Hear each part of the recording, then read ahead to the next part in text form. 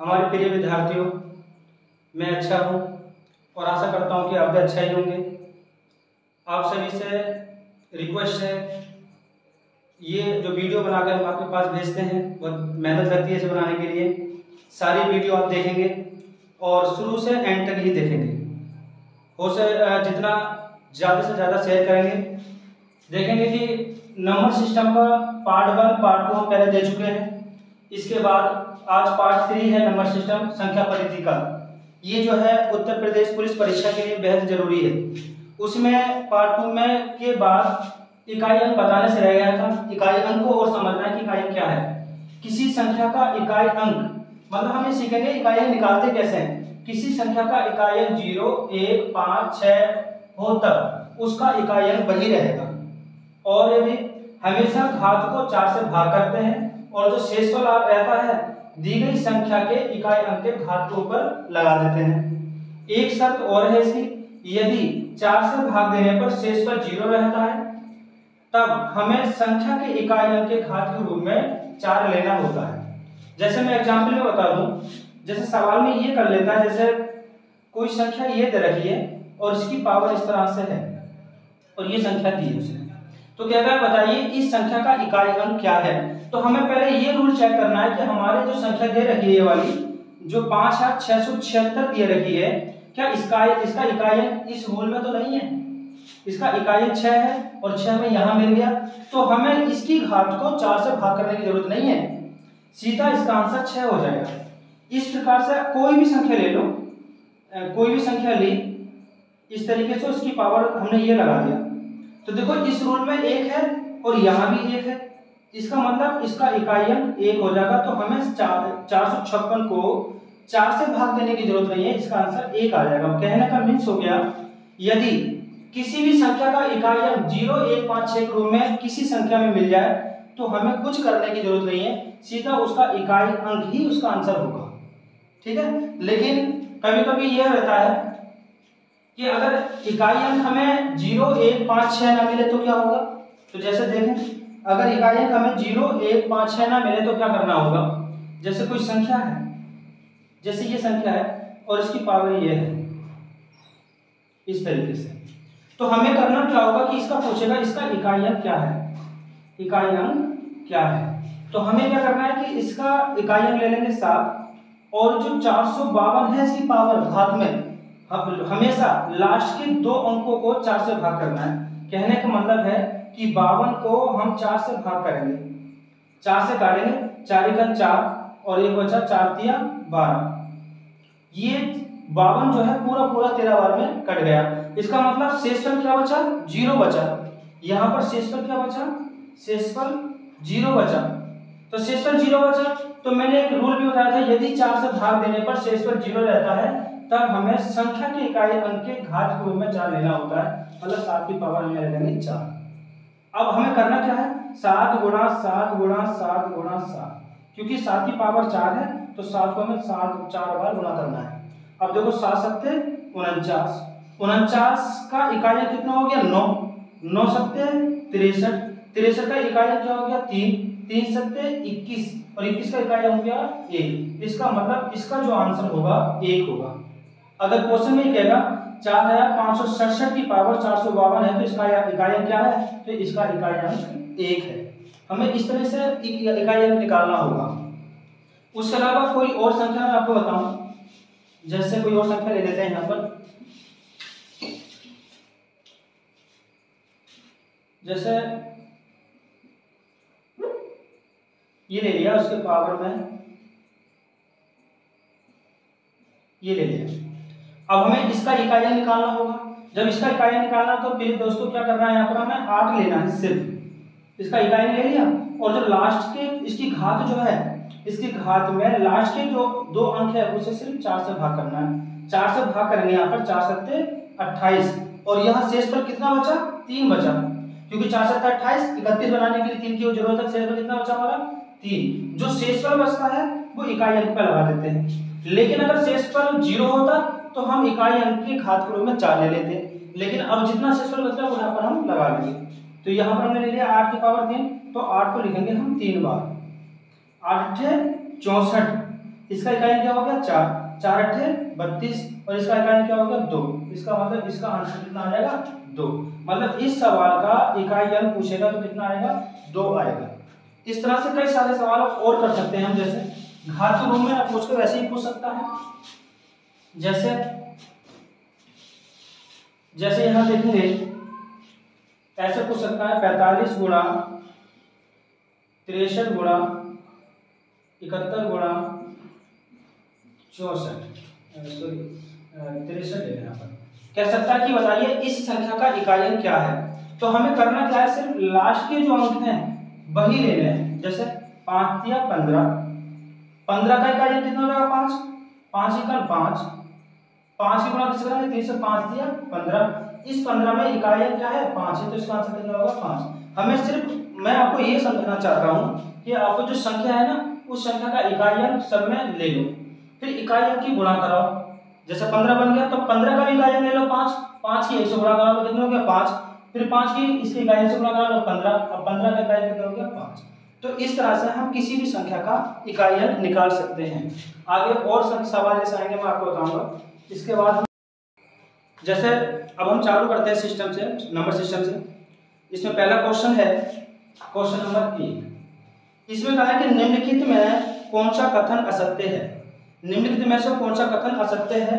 तो A option में क्या कहा है इसने, ए ऑप्शन में कह रहा है दो सम संख्याओं का योग, दो सम संख्याओं का योग, यहां पे लिख दूं क्या, दो सम संख्या का योग, ये ए ऑप्शन में कह रहा है अंतर और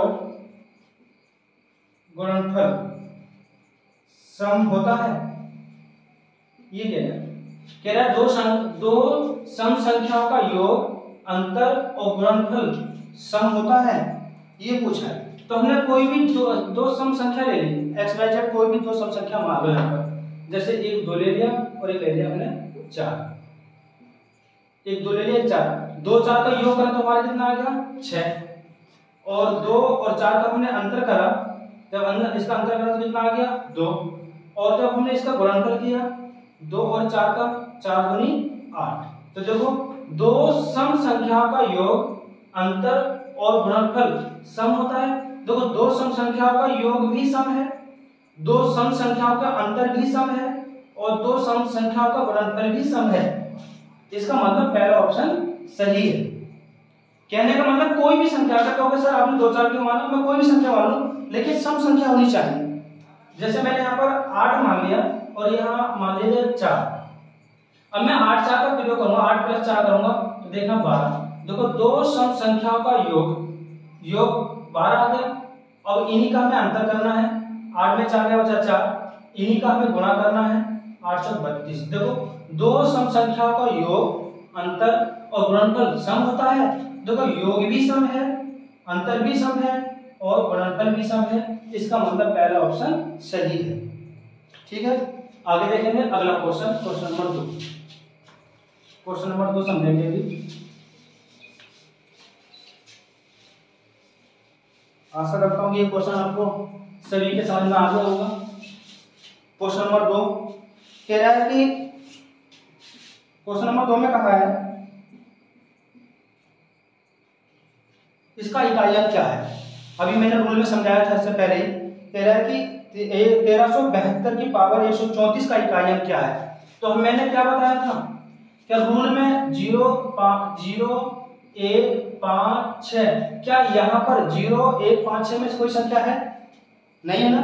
जब नहीं है तो यहाँ से 2 ले लो, और यहाँ हम लास्ट में जो 2 अंक है 34 को 4 से भाग करेंगे, 4 सत्ते 28 और 4 अट्ठे 32, 4 अट्ठे 32, 32 के बाद 34 बनाने के लिए कितनी जरूरत है, और 2 की जरूरत है। मतलब 2 से शुरू बचा, यहाँ लगा देंगे 2 की पावर 2 है, इसका 2 × 2, इसी गुणा करेंगे तो कितना आएगा 4। मतलब इस संख्या का इकाई अंक कितना आएगा 4 आएगा। इसका आंसर कितना हो जाएगा 4 हो जाएगा।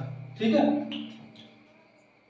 अगला क्वेश्चन देखेंगे, क्वेश्चन नंबर 3 समझेंगे अब। क्वेश्चन नंबर 3 में कहा है, सेम यही सवाल है, ये भी संख्या थोड़ी चेंज है लेकिन तरीका वही रहेगा जो भी मैंने कराया है तुम्हें। देखो इसका इकाइयां पूछा है, इस संख्या 18,729 की पावर 1782 इसका इकाइयां क्या होगा। तो मैंने क्या बताया, क्या रूल में देखेंगे 0 1 5 6, क्या ये संख्या इस इकाई रूप में यहाँ पर है? ना 0 है, ना तो 1 है, ना ही 5 है, ना ही 6 नहीं है। तो आप सिर्फ यहाँ से 9 ले लो और यहाँ के लास्ट के दो अंक ले लो, जैसे 82, और 82 को कितने से भाग करना, हमेशा 4 से करना है। 4 से काटेंगे 4 दूनी 8, मतलब ये जो कट जाएगा 20 बार में 80 हो जाएगा, शेषफल कितना बचा 2। अब इस 9 ये 2 बचा, 9 की पावर 2 हो जाएगा, जो शेषफल बचता है वो हम इकाई अंक की घात के रूप में लगा देते हैं, ठीक है। उसके बाद इस 9 को लिखेंगे 2 बार और 9 में कितना हो जाएगा 81। इस 81 का इकाई अंक जो है 1 है, इकाई अंक क्या है 1, तो इसका आंसर क्या हो जाएगा 1 हो जाएगा। ऑप्शन नंबर कौन सा हो जाएगा इसमें, ऑप्शन नंबर हो जाएगा बी ऑप्शन इसका, ठीक है जी। सबके समझ में आ जाएगा। क्वेश्चन नंबर 4 देखेंगे अब। अगर आप मेरे साथ साथ नोट्स बनाते हुए तैयारी करते रहे तो आपको किसी भी चैनल पर जाने की जरूरत नहीं है, सब समझ में आएगा, लेकिन मेहनत करनी पड़ेगी। क्वेश्चन नंबर 4 देखेंगे, 125 की पावर 137 है गुणा 736 की पावर 381 है गुणा 691 की पावर 1001 है, और इसका भी क्या पूछा है, इसका भी पूछा है इकाई अंक। तो इसका भी इकाई अंक पूछा है, तो मैंने एक रूल बताया था, जरा आप ये समझ लो, याद भी हो गया होगा। किसी संख्या का इकाई अंक 0 1 5 और 6 हो तो हमें 4 से भाग देने की बिल्कुल भी जरूरत नहीं है, सीधा सेम टू सेम ऐसे उठा लो। तो चेक करते हैं जरा, इसका इकाई अंक 5 है और यहाँ भी 5 है, 5 उठा लो। इस 37 को मतलब लास्ट के दो अंकों को भाग देने की जरूरत ही नहीं है। देखो अब यहाँ 6 है, हमारे रूल में 6 है, सिर्फ 6 उठा लो। यहाँ 1 है, हमारे रूल में भी 1 है, इसका मतलब सिर्फ 1 उठा लो। अब हमें 4 से भाग देने की जरूरत नहीं है। अगर ये नहीं होता तो हम 4 से भाग करने वाला रूल अपना लेते हैं यहाँ पर। तो देखो 5 छम 30, 5 छम 30 और 30 एकम 30, मतलब यहाँ पर आएगा 30 और 30 का इकाई अंक कितना हो जाएगा 0। ये क्या हो गया इकाई अंक। इसका ऑप्शन कौन सा आ जाएगा, ए ऑप्शन इसका हो जाएगा, ए ऑप्शन, ठीक है। समझ में आ गया होगा सबके। अगला क्वेश्चन देखेंगे इसके बाद।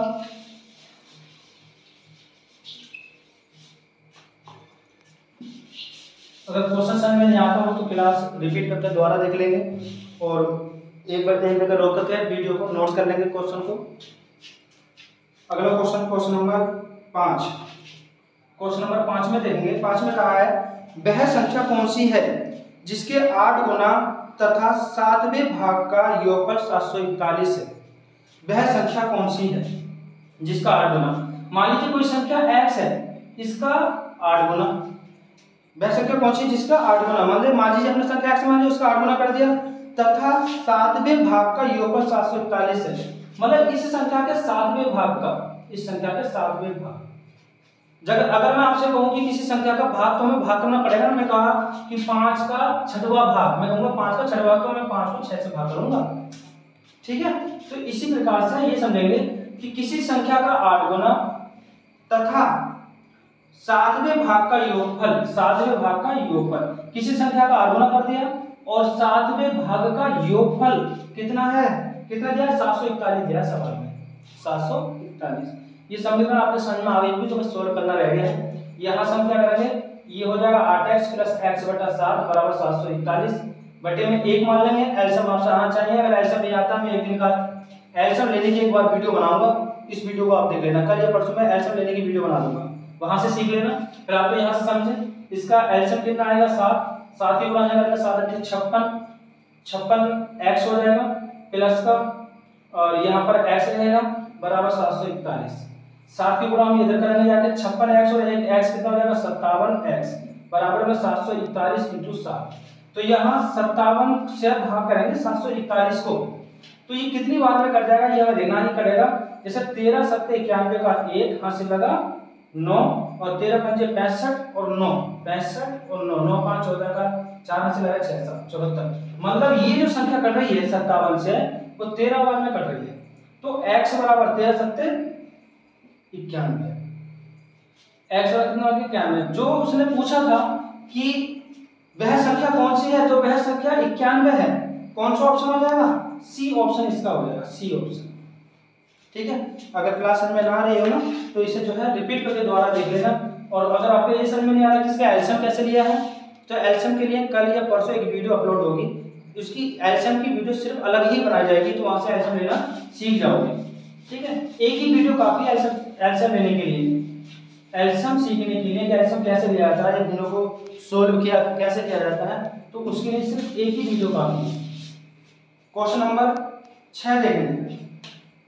क्वेश्चन नंबर 6, क्वेश्चन नंबर 6 में कहा है मुर्गियों और भैंस के एक झुंड में पैरों की संख्या सिरों की संख्या के दुगने से 16 अधिक है, तो झुंड में कितनी भैंस है? देखो ये सवाल जो यहाँ पर मुर्गी और भैंस, कहने का मतलब है ऐसे सवाल को करने के लिए आपको ये पता होना चाहिए कि किसके कितने पैर होते हैं। जैसे मानव के, मनुष्य के 2 पैर होते हैं, भैंस के 4 पैर होते हैं, चिड़िया के 2 पैर होते हैं, कबूतर के 2 पैर होते हैं, बंदर के कितने होंगे, ये सारी जानकारी आपको होगी, तो इस तरह के सवाल आप निकाल सकते हैं। जैसे यहाँ पर ये पूछा है कि मुर्गी और भैंस के एक झुंड में पैरों की संख्या सिरों की संख्या के दुगने से 16 अधिक है, तो झुंड में कितनी भैंस हैं? तो हमें ये पता होना चाहिए भैंस के कितने पैर होते हैं, कितने होते हैं भाई? 4। तो 4 पैर वाले जानवरों की संख्या में याद करनी होगी। तो इसके लिए देखो क्या करना है, पहले 2 चीजें आपको समझनी है, 2 फॉर्मूले। जैसे 4 पैर वाले जानवर के लिए आप कौन सा फॉर्मूला लगाओगे, ये देखें। 4 पैर वाले जानवर के लिए ये एल से उसकी टांगे हैं, ठीक है, 2 से भाग करना और यहाँ पर हेड लेना है, लेग को 2 से भाग करना है, मतलब एल मतलब पैर, मैं लिख देता हूँ यहाँ पर ये पैर और ये है सिर। ठीक है, उसके पैर को 2 से भाग करेंगे और सिर की संख्या घटा देंगे, तो 4 पैर वाले जानवरों की संख्या निकल कर आएगी। अब सवाल में पूछे 2 पैर वाले जानवरों की संख्या, 2 पैर वाले जानवर, तो हम क्या करेंगे, जो 4 पैर वाले जानवर निकल कर आए हैं, पैर वाले जो 4 पैर वाले जानवर निकल कर आए, उसे हेड में से 4 पैर वाले घटा देंगे, 4 पैर वाले, 4 पैर वाले जानवर, जो 2 पैर वाले जानवर निकल कर आए ना, जो 4 पैर वाले जानवर निकल कर आए ना, वो हम जो है हेड में से उसके सिर में से घटा देंगे, 2 पैर वाले जानवर यहाँ से निकल आएंगे। जैसे ये क्वेश्चन है, मुर्गी और भैंस के एक झुंड में पैरों की संख्या सिरों की संख्या के दुगने से 16 अधिक है। जो पैरों की संख्या है सिरों की संख्या के दुगने से 16 अधिक है। मान लीजिए सिर की संख्या x है, तो इसके दुगने से ये 16 अधिक है। पैरों की संख्या सिरों की संख्या के दुगने से 16 अधिक है, तो मैंने दुगने से 16 अधिक कर दिया। अब ये कह रहा झुंड में कितनी भैंस है, तो देखो कौन सा फॉर्मूला लगाना, भैंस के कितने, इसमें पूछा झुंड में कितनी भैंस है, और भैंस के कितने पैर होते हैं भाई? 4 पैर होते हैं। जब 4 पैर होते हैं तो कौन सा फॉर्मूला लगाएंगे, ये वाला। तो देखें ये फॉर्मूला लगाने के लिए हमें सबसे पहले क्या लेना है, पैर लेना है। पैर कितने हैं? 2x + 16, 2x मतलब इस फॉर्मूला लगाएंगे हम l/2 माइनस हेड में। तो देखो पैर कितने हैं? 2x + 16 और बटे में 2 लगाएंगे, माइनस हेड मतलब सिर कितने हैं? x। ठीक है जी, यहाँ से 2 कॉमन ले लेंगे तो x + 8 बचेगा और बटे में आ जाएगा 2 और माइनस का x। इस 2 से 2 को काटेंगे तो यहाँ आएगा x + 8 और माइनस का x। देखो ये माइनस का x और ये प्लस का x आपस में कट जाएगा, तो यहाँ पर आएगा 8। मतलब उस झुंड में जो भैंस थी वो कितनी थी? 8 थी। कौन सा ऑप्शन हुआ इसका? ऑप्शन इसका हो जाएगा ऑप्शन नंबर डी इसका आंसर हो जाएगा। ठीक है, ये आपको समझ में आया होगा। अगला क्वेश्चन समझेंगे इसका आगे, इसे बता देते हैं।